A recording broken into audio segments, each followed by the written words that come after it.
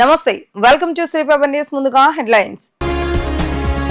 ముగిసిన AP cabinet భేటీ. CRDA 42-43 సమావేశాలు తీసుకున్న నిర్ణయాలకు మంత్రివర్గం ఆమోదం.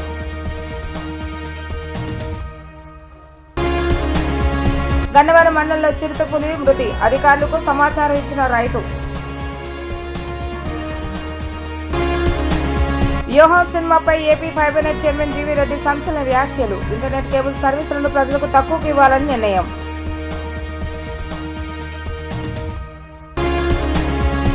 అమరావతిలోని సచివాలయంలో ముఖ్యమంత్రి నారా చంద్రబాబు నాయుడు అధ్యక్షతన మంత్రివర్గ సమావేశం ముగిసింది. మొత్తం 21 అంశాలతో కూడిన అజెండాపై కేబినెట్ లో చర్చించారు. ఇందులో భాగంగా మంత్రివర్గం పలు కీలక నిర్ణయాలకు ఆమోదం తెలిపింది. ముఖ్యంగా సిఆర్డీ 42-43 సమావేశాలు తీసుకున్న నిర్ణయాలకు గాను కేబినెట్ లో ఆమోద ముద్ర వేసింది. అమరావతిలో 24,276 కోట్ల రూపాయల విలువైన పనులకు పాలనాపరమైన అనుమతులిచ్చింది. మంగళగిరి ఎయిమ్స్ కు అదనంగా 10 ఎకరాల భూమి కేటాయించడానికి మంత్రివర్గం ఆమోదం తెలిపింది.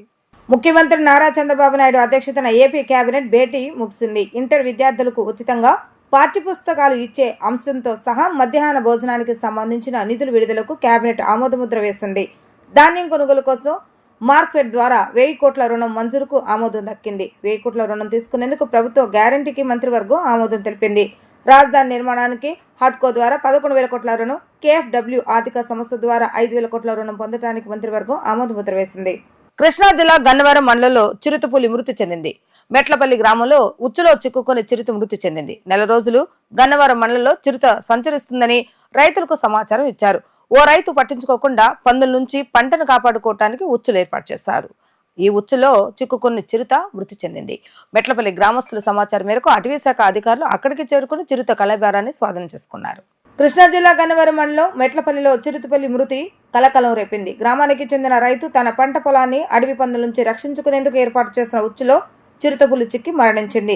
ఉదయాన్నే రైతు పొలానికి వెళ్లి చూడగా ఉచ్చులో చిక్కి మృతి చెందిన చిరుతపులి కనిపించింది. ఇది చూసిన రైతులు స్థానికులు ఒక్కసారిగా అవాక్కయ్యారు. తమ ప్రాంతంలో చిరుతపులి సంచరించడం, అది ఉచ్చులో చిక్కి మరణించడంతో మెట్టపల్లి చుట్టుపక్కల అటవీ ప్రాంతంలో ఇంకా చిరుతపులులు ఉన్నాయేమోనని గ్రామస్తులు భయాందోళనకు గురవుతున్నారు. చిరుతపులి మృతి ఘటన సమాచారం అందుకున్న అటవీశాఖ అధికారులు సంఘటనా స్థలానికి చేరుకొని చిరుత కళేబారిని పరిశీలించారు. దీనిపై విచారణ జరిపి వన్యప్రాణుల రక్షణతో పాటు ప్రజల భద్రతకు అవసరమైన చర్యలు తీసుకుంటామని తెలిపారు. మేము ఎక్కడికి వలస వచ్చాము. ఓనర్ గారు పొద్దున్నే పొలంలో నరకాలి అంటే వచ్చాము. పొద్దున్న మేము వచ్చే టైం 6 అయిద్దండి. నరకటాగానే సుమారు పెట్టేసరికి మత్తలు కనపడితే ఎగడిపోయాము. అదేం జరిగింది. తర్వాత ఈయన వస్తే ఈయన తోడు తీసుకుని వచ్చాము. మీరు చూడంగానే ఎవరికి ఫోన్ చేశారండి? అది మా ఓనర్గా చేసాము. చేస్తే ఆయన వచ్చిన దాకా వెళ్ళమోకంటే మేము రాలేదండి. ముందు చిరుతపులి. అవునండి. ఇంటర్నెట్ కేబుల్ సర్వీసులను ప్రజలకు తక్కువకు ఇవ్వాలని గతంలో Chandrababu Naidu AP fibre net ప్రారంభించారని AP fibre net chairman GV Reddy తెలిపారు. 2019 నాటికి 10 లక్షల కనెక్షన్లు ఉన్నాయని, 2024 నాటికి కేవలం 5 లక్షల కనెక్షన్లకు పడిపోయాయని తెలిపారు. బస్టాండ్లోని తన కార్యాలయంలో ఏర్పాటు చేసిన విలేకరుల సమావేశంలో AP fibre net chairman GV Reddy మాట్లాడుతూ వైసీపీ ప్రభుత్వ హయాంలో రామ్ గోపాల్ వర్మ దర్శకత్వం వహించినటువంటి యోహన్ సినిమాకు 2.15 కోట్ల ఫైబర్ నెట్ సంస్థ తరఫున చెల్లించారని, వ్యూస్ ప్రకారం డబ్బులు చెల్లించేలా ఒప్పందం జరిగిందని తెలిపారు. అయితే ఆ సినిమాకి 1863 వ్యూస్ మాత్రమే వచ్చాయని, అంటే ఒక్కొక్క వ్యూస్ కు 11,000 రూపాయలు చెల్లించినట్లుగా అయిందన్నారు. ఇలా అనేక అవకతవకలు జరిగాయని నిర్ధారణ అయింది అన్నారు. గత వైసీపీ ప్రభుత్వ హయాంలో ఏపీ ఫైబర్ నెట్ ఎన్నో అవకతవకలు జరిగాయని, కనెక్షన్స్ కూడా సగానికి పైగా పడిపోయాయని తెలిపారు. టీడీపీ హయాంలో అన్ని విధాలుగా తయారు చేసిన సంస్థకు మెయింటెనెన్స్ పేరుతో 1000 కోట్లు ఖర్చు పెట్టారని ఆరోపించారు. గతంలో అక్రమంగా ఎంపిక చేసిన వారిని పూర్తిగా తొలగిస్తామని, పూర్తి పారదర్శకంగా ఉండేలా తాము ఖాళీలు భర్తీ చేస్తామన్నారు. కేబుల్ ఆపరేటర్లతో సమావేశాలు పెట్టి ఫైబర్ నెట్ ను మరింత అభివృద్ధి చేస్తామని స్పష్టం చేశారు. శ్రీ నారా చంద్రబాబు నాయుడు గారు స్థాపించడం జరిగింది వారి ఆరాధ్వర్యంలో. సో ఆ రోజు ముఖ్యంగా దీని ఉద్దేశం ఏంటంటే, ఈ సంస్థ యొక్క ముఖ్య ఉద్దేశము ఇంటర్నెట్ సేవలు కావచ్చు, కేబుల్ కనెక్షన్ కావచ్చు, ముఖ్యంగా మధ్యతరగతి పేదవారికి తక్కువ ధరలో, అది కూడా గ్రామీణ ప్రాంతాల్లో, ఎక్కడైతే గ్రామీణ ప్రాంతాలు కావచ్చు, మారుమూల గ్రామాల్లో ఉన్నవారికి కూడా తక్కువ ధరలు అందించాలి. రెండోది ఇంటర్నెట్ సేవలు అందించాలనేది ఆ రోజు ముఖ్య ఉద్దేశం. ఎందుకంటే మనందరికీ తెలిసిన పట్టణాల్లోనూ నగరాల్లోనూ ఆ రోజు కొంత ఇంటర్నెట్ ఉండేది, కానీ గ్రామాల్లో, మారుమూల గ్రామాల్లో ఇంటర్నెట్ ఉండేది కాదు. ఒకవేళ వాళ్ళు ఏదైనా తీసుకోవాలన్నా కూడా, ఏదో మొబైల్ ద్వారా తీసుకోవాలన్నా కూడా అది కాస్ట్లీగా ఉండేది. ఆ నేపథ్యంలో ఆ రోజు శ్రీ నారా చంద్రబాబు నాయుడు గారు ఆలోచించి పేదవారికి కూడా ఇంటర్నెట్ సేవలు అందుబాటులోకి రావాలి, తక్కువ ధరలోకి రావాలనే ఉద్దేశంతో తీసుకురావడం జరిగింది. వారు ఏదైతే భవిష్యత్తును ఊహించి ఆ రోజు దీన్ని తీసుకొచ్చారో మనందరికీ కూడా తెలిసిందే. 2020-21లో కరోనా టైం అప్పుడు కూడా ఏది వర్క్ ఫ్రమ్ హోమ్ చేయడానికి ఆ రోజు కరోనా టైంలో 2015 అక్టోబర్లో తీసుకున్న నిర్ణయం తర్వాత ఫైబర్ నెట్ని ఎస్టాబ్లిష్ చేయడము, దాదాపు స్టేట్ గవర్నమెంట్ తరఫున 24,000 కిలోమీటర్లు ప్రతి గ్రామానికి కూడా అందుబాటులోకి వచ్చేటట్టు ఇంటర్నెట్ కానీ కేబుల్ కానీ ముఖ్యంగా ఇంటర్నెట్ సేవలు వచ్చేటట్టు ఆ రోజు కేబుల్ చేయడం, తద్వారా దాని ఫలాలు కూడా ప్రజలు ఆ రోజు అనుభవించడం జరిగింది. ఒక 3 సంవత్సరాల్లో అంటే 2016 కూడాలో వర్క్ స్టార్ట్ అయింది. చెప్పాలంటే 2 సంవత్సరాలు, గట్టి చెప్పాలంటే 2 సంవత్సరాలు కూడా లేదు. 2 సంవత్సరాల మాకు 10 లక్షల కనెక్షన్స్ వస్తే వీళ్ళు 5 సంవత్సరాల్లో ఆల్రెడీ ఎగ్జిస్టింగ్ ఇన్ఫ్రాస్ట్రక్చర్ ఉంది, ఎవ్రీథింగ్ ఈజ్ రెడీ, మొత్తం రెడీ చేసి పెడితే 5 సంవత్సరాల కనెక్షన్స్ ఎన్ని పెరగాలి? 30-40 లక్షలుగా పెరగాల్సింది పోయి 10 లక్షల కనెక్షన్స్ కాస్త కూడా 5 లక్షలు పడిపోయింది. ఇదొకటి. పెరగాల్సిన సంస్థ ఈరోజు దివాలా అంచులోకి వచ్చింది. ఇది ఒక అంశం. రెండోది వచ్చేసరికి అత్యంత బాధాకరమైందంటే ఒక గవర్నమెంట్ కార్పొరేషన్ ఎంతో చక్కగా నడవాల్సింది, స్టాండర్డ్ ఆపరేటింగ్ ప్రొసీజర్స్ కానీ ప్రాపర్ సిస్టమ్స్ కానీ ఆ రోజు ఎస్టాబ్లిష్ చేసి పెడితే ఈరోజు చూసినట్లయితే ఈ రోజుకి చెప్తున్నాను నేను, ఈరోజు చూస్తే ఒక్క proper SOP standard operating procedures లేదు, ఒక్క సిస్టమ్ సరిగా లేదు. కిరాణా కొట్టు వాళ్ళన్నా కూడా బ్రహ్మాండంగా నడుపుతారు. కనీసం ఒక సాయంత్రానికి ఒక లెక్క ఉంటుంది, ఇదిగో ఇంత వచ్చింది, ఇంత పోయింది, ఇంత బ్యాంకులో డిపాజిట్ చేసామని ఒక లెక్క ఉంటుంది. కిరాణా కొట్టు కంటే కూడా దారుణంగా నడిపారు ఈ సంవత్సరం, లాస్ట్ 5 సంవత్సరాలు. రాజధాని అమరావతికి కీలకమైన గన్నవరం అంతర్జాతీయ విమానాశ్రయం నుండి విజయవాడ రూరల్ రామవారపాడు వరకు చేపడుతున్న గ్రీనరీ సుందరీకరణ పనులు చెన్నై బెంగళూరుకు తలదన్నేలా ఉండాలని Andhra Pradesh greenery and beautification corporation, national highway authority of India, పంచాయతీ విద్యుత్ అధికారులను గన్నవరం శాసనసభ్యులు యార్లగడ్డ వెంకటరావు సూచించారు. చెత్త రోడ్డు మీద వేసే వారిపై చర్యలు తీసుకోవాలని, అప్పటికీ స్పందించకపోతే జరిమానాలు విధించాలని స్పష్టం చేశారు. 13 కిలోమీటర్ల మేర 6.48 కోట్ల నిధులతో చేపడుతున్న బ్యూటిఫికేషన్ పనుల పురోగతిపై అయోధ్యనగర్లోని ఏపీజీ అండ్ బీసీ కార్యాలయంలో అధికారులతో ఆయన సమావేశమయ్యారు. అతిథులు మెచ్చేలా ఆహ్లాదకరంగా ఉండేలా సుందరీకరణ చేయాలని సీఎం చంద్రబాబు నాయుడు ఆదేశాల మేరకు అన్ని శాఖల అధికారులు పనిచేయాలని ఆదేశించారు. ప్రత్యేకించి పారిశుద్ధ్యంపై ప్రత్యేక దృష్టి సారించాలని పంచాయతీ అధికారులకు ఆదేశాలు జారీ చేశారు. నేషనల్ హైవేపై లైటింగ్ సమస్యలు ఇప్పటికీ పరిష్కారం కాలేదని, తాను ఈ సమస్యపై ఎన్నోసార్లు చెప్పినా ఇంకా సమస్యలు రావడం పట్ల అసహనాన్ని వ్యక్తం చేశారు. ఎయిర్పోర్ట్ కారిడార్ రోడ్లో కటౌట్లు, ఫ్లెక్సీలు మరియు హోర్డింగ్ల కారణంగా పచ్చదనం దెబ్బతింటుందని, నిబంధనలకు విరుద్ధంగా ఫ్లెక్సీలు, కటౌట్లు ఏర్పాటు చేయకుండా చూసుకోవాలని సూచించారు. ప్లాంటేషన్లకు ఇబ్బంది కలిగించేలా చర్యలు మరలా పునరావృతం కాకుండా చర్యలు తీసుకోవాలన్నారు. గన్నవరం అంతర్జాతీయ విమానాశ్రయం అభివృద్ధిపై సీఎం చంద్రబాబు నాయుడు ప్రత్యేక దృష్టి పెట్టారని, అందుకు అనుగుణంగా అధికారులు పనులు చేయాలని స్పష్టం చేశారు. గన్నవరం మండలం మెట్టపల్లి శివార్లో మృతి చెందిన చిరుతపులిని జిల్లా అటవీశాఖ అధికారిని సునీత పరిశీలించారు. ఈ సందర్భంగా జిల్లా అటవీశాఖ అధికారిని సునీత మాట్లాడుతూ రెవెన్యూ, పోలీసు అధికారుల సమక్షంలో పోస్టుమార్టం నిర్వహిస్తున్నామని అన్నారు. పోస్టుమార్టం రిపోర్టు ఆధారంగా దర్యాప్తు చేపడతామని, ఇక్కడ ఉన్న రైతు పొలంలో ఉచ్చులో పడి మృతి చెందినట్లు గుర్తించామని అన్నారు. ఈ ప్రాంతంలో ఉచ్చులు ఎందుకు పెట్టారు అనేది దర్యాప్తు చేస్తామని తెలిపారు. గతంలో ఎప్పుడూ ఈ ప్రాంతంలో చిరుతపిల్లి తిరిగినట్లు ఆధారాలు లేవని స్పష్టం చేశారు. ఈ ప్రాంత ప్రజలు అప్రమత్తంగా ఉండాలని అన్నారు. రాత్రి సమయంలో లైట్స్ వెలిగించి ఉంచాలని ఆమె తెలిపారు. డెత్ అయింది అని చెప్పేసి ఫారెస్ట్ ఏరియాకి అడ్జసెంట్ గానే ఉంది లొకేషన్. సో ఎగ్జాక్ట్ గా అది కోఆర్డినేట్స్ తీసుకొని అది ఫైండ్ అవుట్ చేస్తాము. బట్ కాజ్ ఆఫ్ డెత్ చూస్తుంటే ప్రిలిమినరీగా మాత్రం అది స్నేర్ అన్నది కనిపిస్తుంది అక్కడ. సో ఆ స్నేర్స్ అది ఎవరు అక్కడ లొకేట్ చేస్తున్నారు ఏంటి అన్నది ఆఫ్టర్ ఎంక్వైరీ అది ఫైండ్ అవుట్ చేస్తాము. ఇమీడియట్గా అయితే as per the NTCA protocol ఉంటుంది, స్టాండర్డ్ ఆపరేటింగ్ ప్రొసీజర్ వైజ్ దానికి PM కండక్ట్ చేసుకొని మేము ప్రిలిమినరీ రిపోర్ట్స్ మేము సబ్మిట్ చేయాల్సి ఉంటుంది. సో అది కంప్లీట్ అయిన తర్వాత కాజ్ ఆఫ్ డెత్ అంటే పోస్ట్మార్టం తర్వాత అది ఏ రీజన్తో ఏంటి అనేది సైంటిఫిక్గా ఫైండ్ అవుట్ చేసిన తర్వాత ఫర్దర్ రిపోర్ట్ మేము సబ్మిట్ చేస్తాము. అది అండ్ PCCF హెడ్ ఆఫీస్కి అండ్ యాజ్ వెల్ NTCAకి వెళ్తుంది రిపోర్ట్. సో ఇది ప్రిలిమినరీ అయితే మాత్రం. ఇప్పుడు ఇక్కడ ఇంకా ఎక్కడెక్కడ ఇది స్నేర్స్ ఉన్నాయి ఏంటి ఎవరెవరు ఇలా చేస్తున్నారన్న దాని గురించి అయితే మాత్రం ఎంక్వైరీ జరుగుతుంది. సో అది ఎక్కడ అంటే ఎంత ఎక్స్టెంట్ వరకు వీళ్ళు వెళ్తున్నారు, ఎవరు దానికి రెస్పాన్సిబిలిటీ ఉందనేది చూస్తున్నాం. అది ఆ స్నేర్స్ ఎవరు ఏంటి అన్నది. సో ఫస్ట్ ఆఫ్ ఆల్ అయితే మాత్రం ఇక్కడ ఈ ల్యాండ్ సంబంధించి ఎవరు ఓనర్స్, అంటే ఇది టెనెంట్స్ అని అంటున్నారు, ఓనర్స్ అంటున్నారు. ఫస్ట్ అయితే మాత్రం ఆ డీటెయిల్స్ అన్నీ కూడా కలెక్ట్ చేసుకోవాలి. అది చేసుకున్న తర్వాత ఫర్దర్ కోర్స్ ఆఫ్ యాక్షన్ ఉంటుంది. మేడం ఇది ఒకటే అంటారా ఇంకేమైనా ఉన్నాయంటారా? ఏది అంటే మెయిల్ చనిపోయింది కదా, ఫీమేల్ కూడా ఉంటుందని చుట్టుపక్కల గ్రామస్తులు భయాందోళనకు గురవుతున్నారండి. అంటే ఇప్పుడు మాకున్నంత ఇన్ఫర్మేషన్ ప్రకారం అయితే లాస్ట్ 30 years వరకు అయితే మాత్రం ఇక్కడ లెపర్డ్ మూమెంట్ ఉన్నట్టయితే ఎవరైతే మాత్రం సైట్ చేస్తున్నట్టు కానీ ఇంతవరకు అయితే ఏది రికార్డెడ్గా అయితే లేదనేసి చెప్తున్నారు. సో బట్ ఛాన్సెస్ ఏంటి అని అంటే ఇప్పుడు లెపర్డ్స్కి ఏంటి అంటే వాటి టెరిటరీ మాత్రం in between 5 to 1000 square kilometers వరకు ఉంటుంది.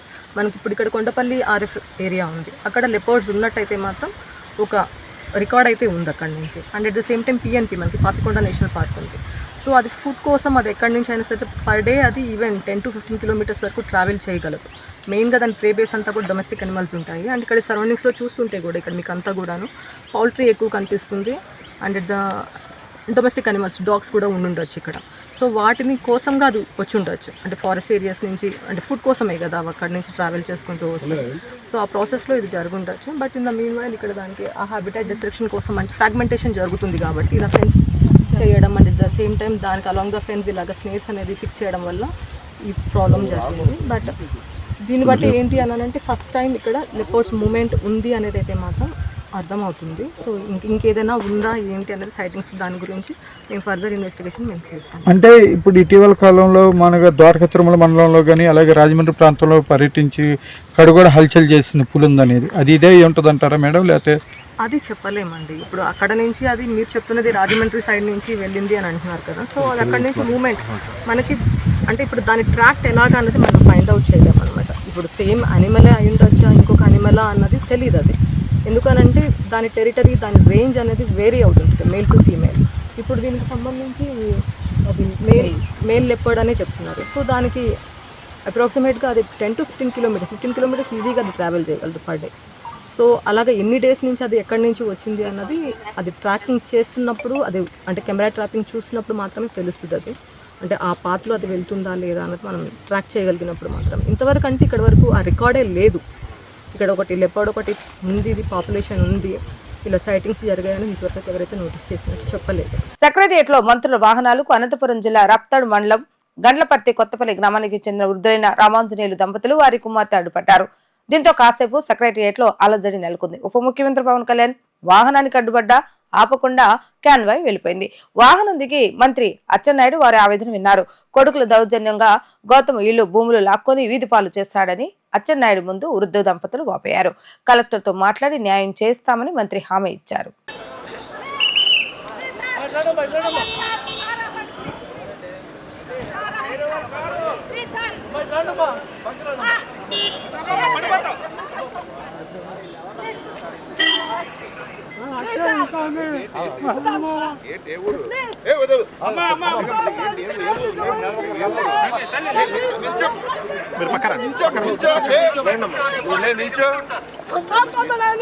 ఏ ఊరమ్మా?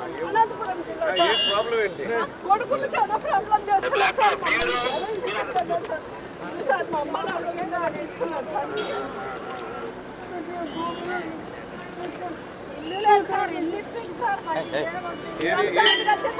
ఏ నియోజకవర్గంకి వస్తుంది? మరి కలిసారు తను. ఏంటి ప్రాబ్లం ఏంటి మీకు? బాబు ఒక్క నిమిషం చెప్తాను. మీకు ఫోన్ నెంబర్ ఏమైనా ఉందా? ఒక ఫోన్ నెంబర్ నేను మాట్లాడి చెప్తాను.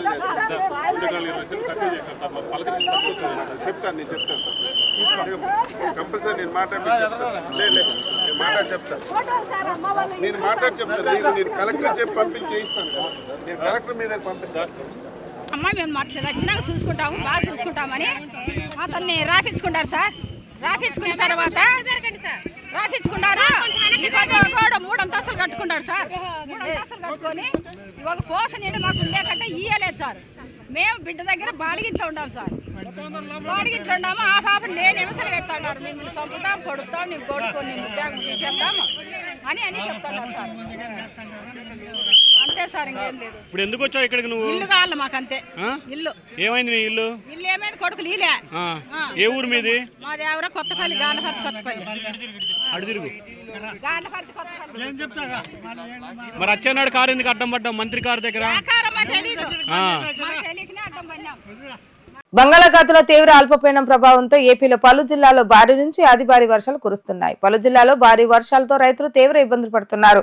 బంగాళాఖాతంలో అల్పపీడనం బలపడింది. తీవ్ర అల్పపీడనం వాయువ్య దిశగా కదులుతోంది. దీంతో ఏపీకి 3 రోజుల పాటు భారీ వర్షాల సూచన ఉందని అధికారులు తెలిపారు. కాకినాడ, విశాఖపట్నం, అనకాపల్లి, విజయనగరం జిల్లాలో భారీ వర్షాలు కురిసే అవకాశం ఉందని తెలిపారు. అధికారులు ఆరెంజ్ అలర్ట్ జారీ చేశారు. మత్స్యకారులు వేటలకు వెళ్లొద్దని అధికారులు సూచించారు. ముఖ్యమంత్రి నారా చంద్రబాబు నాయుడు ఆదేశాల మేరకు భవానీలు ఎక్కడ ఇబ్బంది పడకుండా ఉండేందుకు పకడ్బందీగా చర్యలు తీసుకుంటామని కలెక్టర్ లక్ష్మీషా వివరించారు.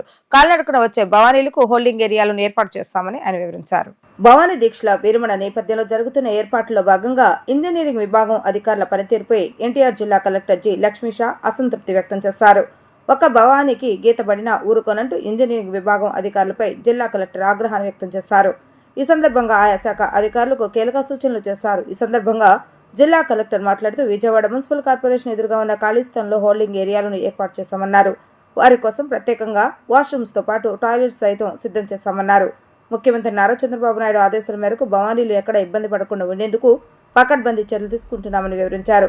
కాలినడకన వచ్చే భవానీలకు హోల్డింగ్ ఏరియాలను ఏర్పాటు చేశామని వివరించారు. విజయవాడలో దుర్గమ్మవారి భవానీ దీక్షల విరమణ ఏదైతే సందర్భంగా 21 తారీఖు నుంచి 25వ తారీఖు వరకు జరిగే భవానీ దీక్షల విరమణ కార్యక్రమానికి ఏర్పాట్లు చూడడం జరుగుతూ ఉంది. దీంట్లో జిల్లాలో మీకు తెలిసే ఉంది, ఇక్కడ దుర్గాగుడి పాపులర్ టెంపుల్, ఇక్కడ ఉన్న అధికారులు, అలాగే పోలీస్ సిబ్బంది, అలాగే జిల్లా యంత్రాంగంతో కలిపి ఈ యొక్క కార్యక్రమాన్ని విజయవంతంగా ఎక్కడ ఏమి లోటుపాట్లు లేకుండా ప్రాపర్గా తయారీ చేసి చేయడానికి జరుగుతూ ఉంది. ఈసారి అంచనా వచ్చి 6 లక్షల వరకు వచ్చే అవకాశం ఉంది అని అంచనాలు ఉన్నాయి. దీనికి తగ్గట్టుగా సరిపోయే ఏర్పాట్లు ఉన్నాయా లేదా, ఇక్కడ స్నానం జాన్ కానీ అక్కడ క్యూ లైన్స్ కానీ ఇవన్నీ ఏర్పాటు ఆల్రెడీ ముమ్మరంగా జరుగుతూ ఉన్నాయి. సో దీంట్లో భాగంగా పబ్లిక్ ఇన్కన్వీనియన్స్ లేకుండా సో 15 లక్షల వరకు వాటర్ బాటిల్స్ అందరికీ వచ్చే వాళ్ళకి నీళ్ళు ఇవ్వడము, అలాగే వాళ్ళకి కావాల్సిన అన్ని క్యూ లైన్స్, అలాగే టాయిలెట్స్ ఎన్ని అవసరమైతే అన్ని టాయిలెట్స్ అన్ని ఏర్పాటు చేసి సో సిటీని ఆ టైంలో ఎక్కువ మంది వస్తారు కాబట్టి ఒకసారి క్లీన్లీనెస్గా పెట్టుకోవడము, అలాగే వాళ్ళకి కావాల్సిన ఇన్ఫర్మేషన్ అందజేయడము, వాళ్ళు ఈజీగా భక్తి భావంతో అయితే వస్తారో అదే భక్తి భావంతో అమ్మవారి దర్శనం చేయించి సో వాళ్ళు ఒక మంచి దైవత ఫీలింగ్తో వాపస్ వెళ్ళడానికి టెంపుల్ అడ్మినిస్ట్రేషన్ అలాగే జిల్లా యంత్రాంగం ద్వారా మనము కృషి చేస్తున్నాము. దీనికి పబ్లిక్ రిక్వెస్ట్ ఏంటంటే వస్తున్నప్పుడు ఎక్కడికక్కడ సైన్ బోర్డ్స్ ఉంటాయి, హెల్ప్ డెస్క్ ఉంటాయి, మీకు కావాల్సిన అన్ని సదుపాయాలు కూడా ఉంటాయి. దాన్ని కొంచెం పేషెన్స్గా అన్నీ వాడుకుంటూ నెమ్మదిగా వచ్చి దైవత అయిపోయిన తర్వాత వెళ్ళండి. ఎక్కడ కంగారు పడాల్సిన అక్కర్లేదు, అడావడి అక్కర్లేదు, మీకోసమే చేస్తున్న ఏర్పాట్లు ఇవి. ఇంకా ఏదైనా ఫీడ్బ్యాక్స్ ఉన్నా కూడా, ఇంకా ఏదైనా ఇంప్రూవ్ చేయాలనుకున్నా కూడా సో కోఆర్డినేట్ చేసుకుని చేయడం జరుగుతుంది. సో ప్రతి ఒక్కరూ ఈ భవానీ దీక్షల విరమణ కార్యక్రమాన్ని పాల్గొని సో విజయవంతంగా చేయాలి. దీంట్లో పబ్లిక్ ఫెసిలిటీస్ వరకు, పబ్లిక్ కన్వీనియన్స్, పబ్లిక్ ఇన్ఫర్మేషన్ వరకు ఏమీ లోటుపాట్లు లేకుండా జిల్లా యంత్రాంగం ద్వారా చేయడం జరుగుతుంది. సో అట్లాగే వచ్చే భక్తాదులు కూడా సో దాన్ని పాటిస్తూ మీకు ఏదైనా సమస్యలు ఉంటే లేదా ఏమైనా ఇన్ఫర్మేషన్ ఇవ్వాలంటే కాల్ సెంటర్ కూడా పెట్టడం జరుగుతుంది. కమాండ్ కంట్రోల్ రూమ్ ఉంటుంది. So police command control room, అలాగే టెంపుల్ కంట్రోల్ రూము, అలాగే జిల్లా యంత్రాంగం కంట్రోల్ రూమ్ కూడా ఉంటాయి. అక్కడ నంబర్స్ కూడా పబ్లిసిటీ చేయడం జరుగుతుంది. సో దీనికి అందరూ ఉపయోగించుకొని వాడుకొని సో ఏ సమస్యలు లేకుండా వచ్చి ఈ కార్యక్రమంలో పాల్గొని విజయవంతంగా చేయాలని సందర్భంగా కోరుతున్నాం. సార్, వచ్చే భక్తుల కోసం ఈ యాప్ ఒకటి కూడా డెవలప్ చేశారు. ఇప్పటిదాకా ఎంతమంది ఏమన్నా రిజిస్టర్ చేయించుకున్నారా? ఇది వినూత్నంగా పోలీస్ డిపార్ట్మెంట్ ద్వారా యాప్ రెడీ చేసి ఎవరైతే భవానీలు బయట నుంచి వస్తున్నారో వచ్చే టైంలోనే క్యాప్చర్ చేయడానికి ఇది జరుగుతూ ఉంది. దీనికి ఇంకా ఇప్పుడే స్టార్ట్ చేసాం కాబట్టి సో మొత్తం అంచనా ఇప్పుడు ఒకసారి చూడాలి. ఎందుకంటే వాళ్ళు రిజిస్టర్ చేసుకుంటూ వచ్చేవాళ్ళు మళ్ళీ మిస్ అవ్వకూడదు కాబట్టి సో అది కూడా చేస్తున్నాము. ఇప్పటికైతే జరుగుతూ ఉంది. సో కొన్ని రోజుల తర్వాత కంప్లీట్ డీటెయిల్స్ ఇవ్వడం జరుగుతుంది. ఒక్కొక్కరు పార్కింగ్ అరేంజ్ చేస్తారు. దూర ప్రాంతాల నుంచి వస్తున్నారు, అనేక ప్రాంతాల నుంచి. ఇప్పుడు భవానీలో నడిచి వస్తున్నారు బేసికలీ. సో నడిచి వచ్చే వాళ్ళకి పార్కింగ్ కన్నా ఎక్కువ వాళ్ళు నడవడానికి ప్రాపర్గా క్యూ లైన్స్ ఇది ఏర్పాటు చేయాలి. ఇన్ కేస్ ఏదైనా వెహికల్స్లో వచ్చే వాళ్ళకైతే as per దలో out of city కొంచెం ఇక్కడ క్రౌడ్ కాకుండా భవానీ ఐలాండ్ వైపున వాళ్ళకి పార్కింగ్ ఏర్పాటు చేయడం జరుగుతుంది.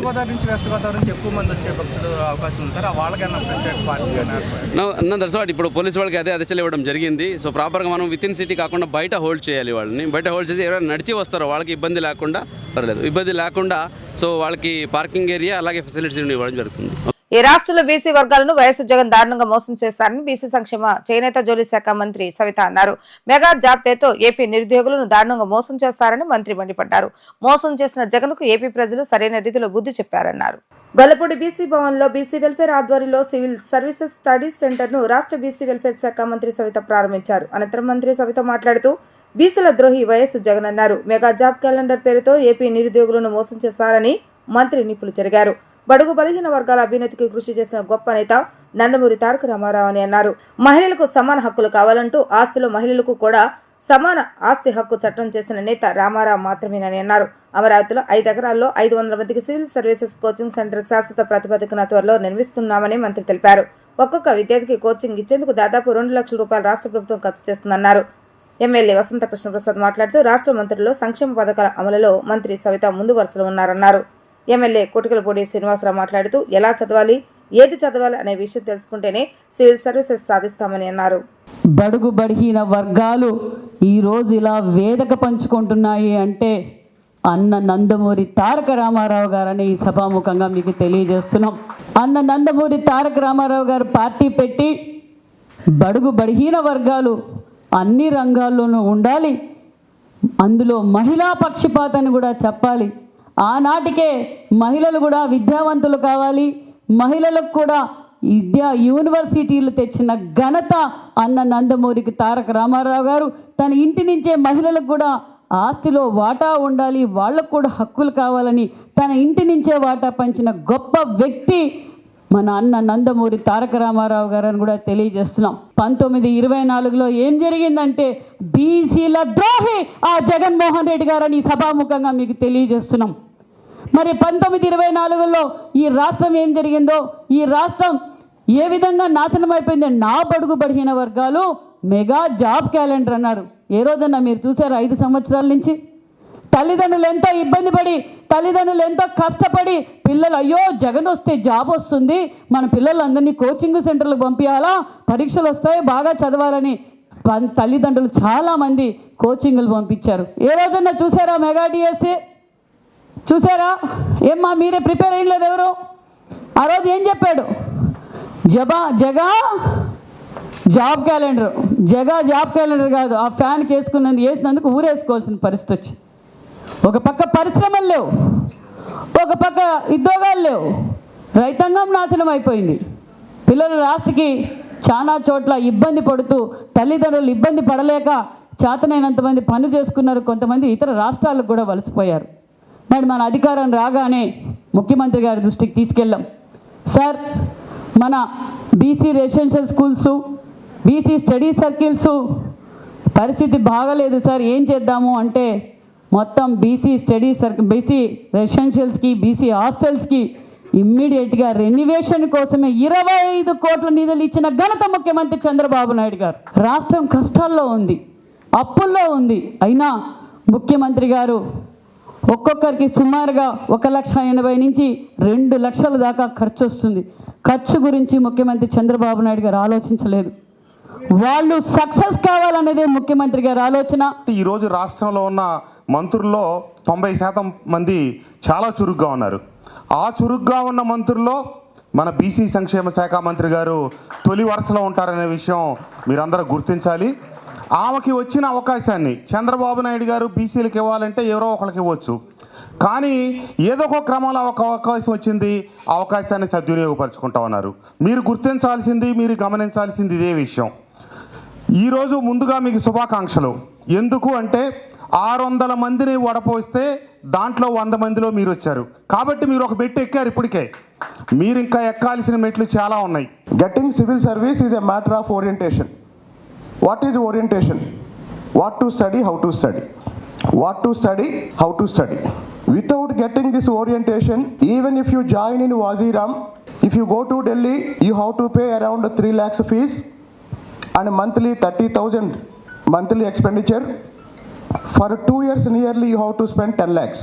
Without orientation, even if you go to Delhi or Hyderabad or Bangalore or Chennai for any study circle, even after 5 years of preparation, there will not be any result. But if you get the orientation, what to study, how to study, even by sitting in Srikakulam, by sitting in Kurnool, by sitting in Anantapur, even in your own remote village, you can become IAS, because success in civil service or success in any competitive exam is a matter of orientation. Every year, you take the list of the toppers. Many are getting IAS in first attempt even without coaching. Am I right? No response. Every year you see the toppers. Many toppers are getting in first attempt and some of them are without coaching. వార్తలు ముగించే ముందు headlines మరొకసారి. ముగిసిన AP cabinet భేటీ. CRDA 42-43 సమావేశాలు తీసుకున్న నిర్ణయాలకు మంత్రివర్గం ఆమోదం.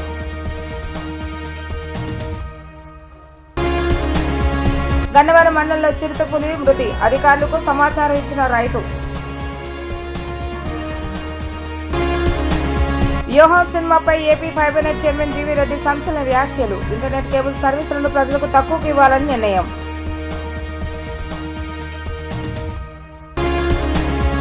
ఇవి ఈ రోజు వార్తా విశేషాలు. మరలా తిరిగి ప్రసారమయ్యే వార్తలు మళ్ళీ కలుద్దాం. అంతవరకు సెలవు. నమస్కారం.